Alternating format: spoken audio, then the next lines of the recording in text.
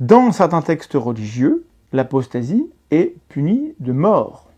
La zététique n'est pas l'amie des textes religieux ni des croyances religieuses. Mais elle n'est pas l'ennemi des personnes qui croient. C'est important de le redire. Bon alors calmez-vous, récemment je suis tombé sur une vidéo de la Tronche en Biais dans laquelle on y voit Thomas Durand prendre la parole publiquement sur la question de l'apostasie en France et de la critique de l'islam. Globalement j'ai beaucoup aimé la vidéo, vraiment allez voir. Mais il y a quand même un passage qui m'a fait tiquer, c'est celui-ci. Les apostats sont du côté de l'autodétermination. Ça ne les oblige pas à devenir des gauchistes furibards, heureusement. Mais a priori, ça les met du même côté quant au combat contre les oppressions, les injonctions, les jugements et les menaces perpétrées au nom de la croyance. La démarche de l'apostat, elle a ça d'intéressant que il ou elle peut porter une parole interne qui vient du terrain, qui est chargée d'un vécu. Les apostats, en retour, s'ils ont la volonté de ne pas juste se défouler contre un ennemi, mais espèrent faire œuvre utile pour tout le monde, auront à cœur d'écouter comment leur parole est reçue et comprendront que leur mouvement d'émancipation n'intéresse pas sincèrement les identitaires, qui ne jurent que par leur propre récit collectif, leur propre légende et leur propre tradition. Évidemment, je parle ici particulièrement des apostats de l'islam.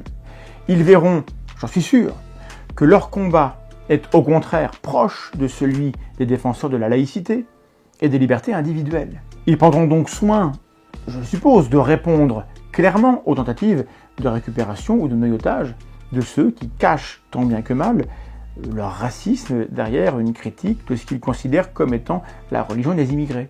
Alors, sans vouloir trop extrapoler son discours, il me semble quand même que ça ressemble vachement à un « Attention, vous allez être récupéré par l'extrême droite ». C'est un événement d'extrême droite. El famoso, tu connais. Mais ce que semble oublier Thomas, c'est que le combat que mènent les apostats sur les réseaux est à partisans. Comme le dit très bien Ali Babal, leur combat, c'est que aucune politique qui met un être humain au-dessus d'un autre ne doit être tolérée. Et moi, je suis très content que des gens d'extrême droite récupèrent mon discours. C'est-à-dire, mon discours, c'est aucune politique qui met des êtres humains au-dessus d'autres êtres humains ne doit être tolérée. Je suis heureux s'ils récupèrent mon discours. Mon discours, c'est je n'ai aucune tolérance pour les mutilations génitales sur les enfants. Je serais heureux qu'ils récupèrent mon discours. Je dis rien dont je ne serais pas heureux qu'ils soient récupérés même par c'est le point Godwin, mais c'est vrai.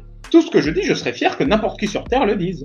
Même un gros taré, un psychopathe, tu vois. Je sais pas si c'est une mauvaise approche, mais moi je suis très fier de ce que je dis. Leur discours, c'est de dire qu'aucune doctrine religieuse ou non ne doit autoriser la violence conjugale. Aucune doctrine ne doit menacer de mort les homos et les apostats. Aucune doctrine ne doit autoriser le mariage des enfants. Aucune doctrine ne doit autoriser les familles à rejeter leurs enfants car ils sont apostats. Leur combat se concentre sur la critique des textes, oui, mais c'est avant tout un combat pour les libertés individuelles, pour l'égalité entre les hommes et les femmes, pour la tolérance. Et comme le dit souvent Jack, son discours et le discours des apostats en général, pour centrer un peu le sujet, je parle ici du discours de Amir Apostat et d'Ali Babal, par exemple, leur discours à eux ne peut être récupéré pour servir des intérêts politiques délétères uniquement si leur discours est modifié, altéré. Mais en l'état, ces gens-là ont un discours humaniste et de tolérance qui ne peut pas être récupéré pour discriminer une partie de la population. Alors oui, probablement qu'il y a une partie de l'extrême droite qui s'abreuve des vidéos de ces gens-là pour les mauvaises raisons. Ok, mais à titre perso, si c'est le cas, je trouve ça super. Enfin, t'imagines s'il y a des gens d'extrême droite qui ont une idéologie réactionnaire, misogyne, intolérante et raciste, se retrouvent à écouter attentivement des discours qui parlent d'esprit critique, d'humanisme, de féminisme, de progressisme,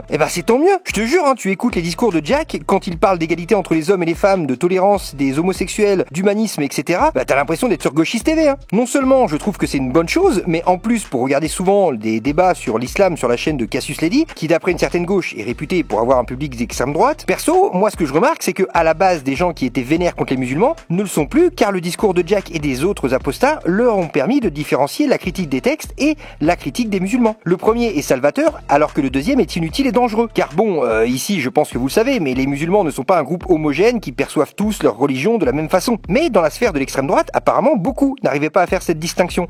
Et aujourd'hui, ils arrivent à comprendre et faire cette distinction fondamentale. Donc oui, à Serment d'Axe, peut-être que tu as raison en disant ça. Mais au final, j'ai plus l'impression que le discours des apostats, en tout cas le cercle restreint que j'ai cité plus haut, le discours de ces gens-là, ont plutôt tendance à ramener des gens plus à gauche de l'échiquier politique. Et puis, si vous ne voulez pas que les apostats apostats ne soient récupérés par l'extrême droite. Moi je vous pose une question, qu'est-ce que vous attendez la gauche pour récupérer le combat des apostats? Qu'est-ce que vous foutez? Si ce n'est de dire que, en gros, ah vous voyez, il y a une gamine de 20 ans qui est l'extrême droite qui participe au live de Jack et des apostats. Eh ouais, la preuve. Les gars, calmez-vous, elle a 20 ans. Qui n'a pas raconté de conneries à 20 ans? Non, tout ça n'a pas de sens et ça ne peut pas durer éternellement. Vous êtes toujours les mêmes que lorsque vous aviez 20 ans? Vous pensez toujours de la même façon? Et surtout, moi je vois le problème mais d'une autre manière. Ce que je vois, c'est que Jack, un humaniste de gauche, a réussi à, entre guillemets, déradicaliser une future fan de Zemmour. Et vous, la gauche, vous avez fait quoi? À part utiliser les termes fachos à tout va, ce qui ne fait que cristalliser les tensions et générer chez une partie de ces gens-là une réactance. Finalement, qui fait le jeu de l'extrême droite? Et surtout, et je termine là-dessus, à chaque fois sur les lives de Jack ou des apostats que je viens de citer, qu'un mec ou qu'une femme parle des musulmans pour les essentialiser en bien ou en mal, il n'hésite pas une seconde à les remettre à leur place. Bref, toute cette sphère-là font le travail que la gauche française aurait dû faire depuis 30 ans. Et ça, c'est beau. Alors avant de vous quitter,